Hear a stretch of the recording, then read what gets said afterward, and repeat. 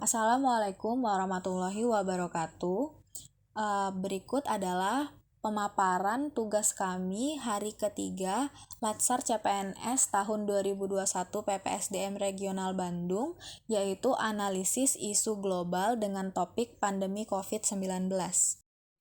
Kami dari kelompok 2 Angkatan 37 yang diketuai oleh Bapak Rusian dengan anggota Bapak Dedi Ferdika dan Nelda Watiningrum. Berikut adalah alur analisis isu. Pertama, menganalisis isu yang terjadi dalam lingkup global. Yang kedua, menentukan prioritas masalah. Yang ketiga, mengidentifikasi penyebab masalah. Dan yang keempat, memberikan alternatif pemecahan masalah. Sebelum mengidentifikasi isu, sebaiknya kita mengetahui dulu apa itu COVID-19. Severe Acute Respiratory Syndrome Coronavirus 2 atau SARS-CoV-2 yang lebih dikenal dengan nama virus corona adalah jenis baru dari coronavirus yang menular dari manusia ke manusia. World Health Organization menyatakan bahwa coronaviruses atau COV dapat menjangkit saluran pernafasan manusia. Virus tersebut memiliki nama ilmiah COVID-19. COVID-19 menimbulkan efek mulai dari flu ringan sampai gejala yang serius yang setara atau lebih parah dari MERS-CoV dan SARS-CoV. Infeksi virus ini pertama kali ditemukan di kota Wuhan, China pada akhir Desember 2019. Virus ini menular dengan sangat cepat dan telah menyebar ke hampir semua negara termasuk Indonesia. Upaya untuk menghambat penyebaran virus COVID-19 berdampak pada segala sektor, sehingga menghambat kegiatan perekonomian dan berpengaruh terhadap tingkat kesejahteraan sosial masyarakat. Selanjutnya, analisis isu seputar COVID-19 dengan metode pentahelix. Yang pertama, government atau pemerintah, yaitu belum meratanya ketersediaan vaksin dari pemerintah, akan tetapi saat ini vaksin dijadikan syarat perjalanan dan berbagai urusan administrasi. Yang kedua, bisnis, di mana banyaknya UMKM yang terpaksa gulung tikar akibat menurunnya daya beli masyarakat selama masa pandemi COVID-19. Yang ketiga, academic, yaitu saat ini telah dimulainya pembelajaran tatap muka atau PTM. Hal ini menjadi langkah yang baik dalam proses pembelajaran, akan tetapi terdapat kekhawatiran timbulnya klaster baru selama proses pembelajaran tatap muka. Yang keempat, community, di mana menurunnya kepercayaan masyarakat pada pemerintah mengenai penanganan pandemi COVID-19. Yang kelima, media, yaitu penyebaran berita hoax mengenai COVID-19 semakin sulit dikendalikan, terutama berita yang menyebar melalui media sosial. Dari masalah-masalah tersebut, kami ambil 3 isu faktual COVID-19.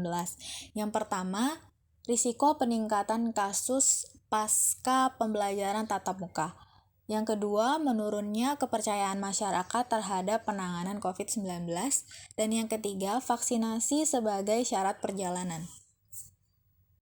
Identifikasi masalah. Untuk mengidentifikasi masalah terhadap isu yang telah kami simpulkan atau yang telah kami temukan, digunakan teknik tapisan dengan kriteria USG. Apa itu USG? U berarti urgensi, yaitu seberapa mendesak suatu isu harus dibahas, dianalisis, dan ditindaklanjuti.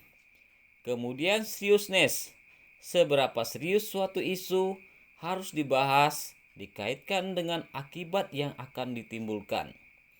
Kemudian grow, seberapa besar kemungkinan memburuknya isu tersebut jika tidak ditangani segera. Baik, berdasarkan definisi tersebut atau kriteria USG, dapat kami simpulkan atau kami nilai isu-isu yang telah kami temukan. Yang pertama, risiko peningkatan kasus pasca pembelajaran tatap muka. Skor urgensinya 4, kemudian seriousness-nya 5, nilai grow 5, total 14.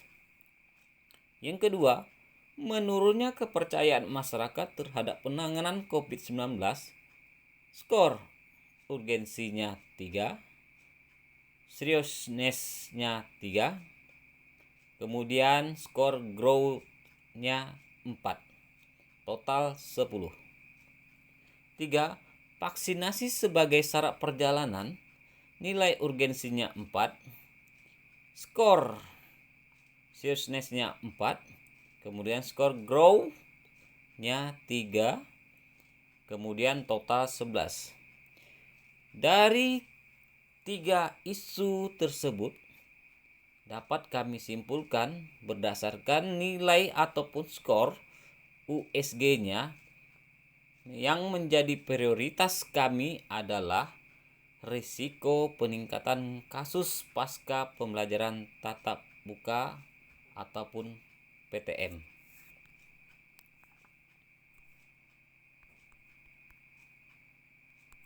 Selanjutnya, analisis masalah. Untuk menganalisis masalah, kami menggunakan diagram fishbone. Risiko peningkatan kasus pasca pembelajaran tatap muka disebabkan karena 1. Fasilitas sekolah yang kurang memadai untuk menjamin penerapan protokol kesehatan selama pembelajaran tatap muka. Kedua, menurunnya kepatuhan akan protokol kesehatan selama pembelajaran tatap muka.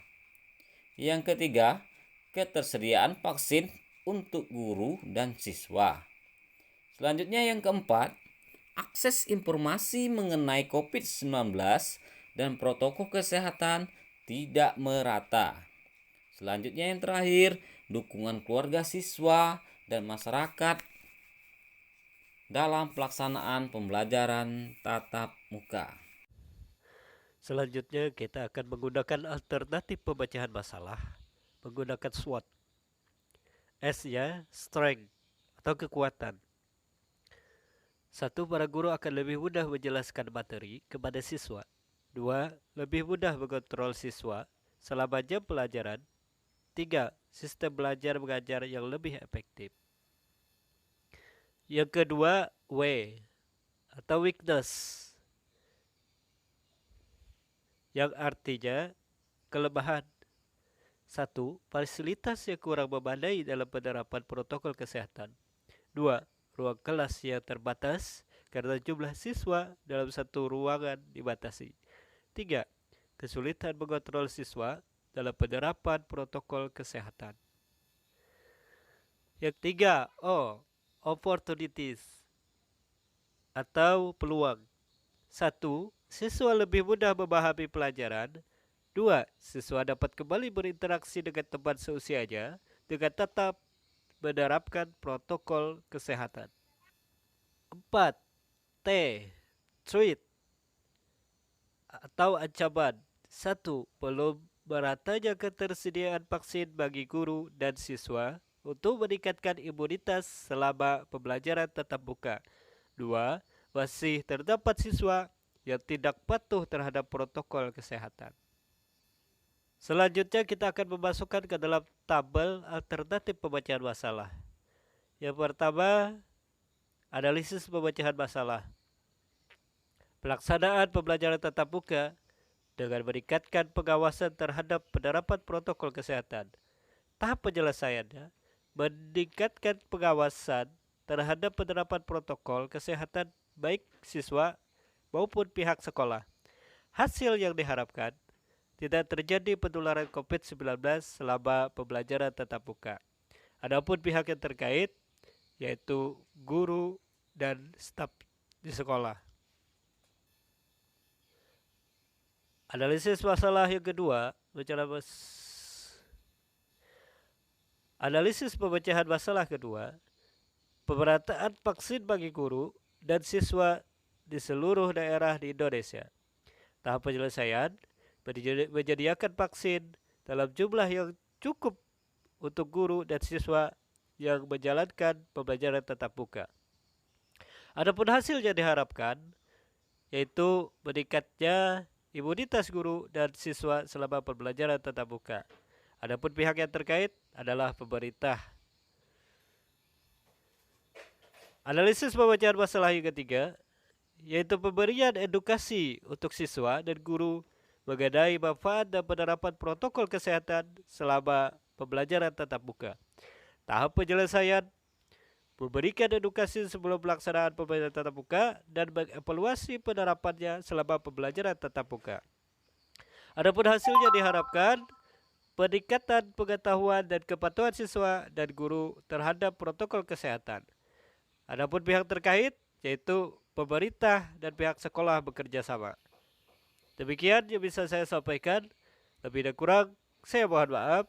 Billahi taufiq wal hidayah. Wassalamualaikum warahmatullahi wabarakatuh.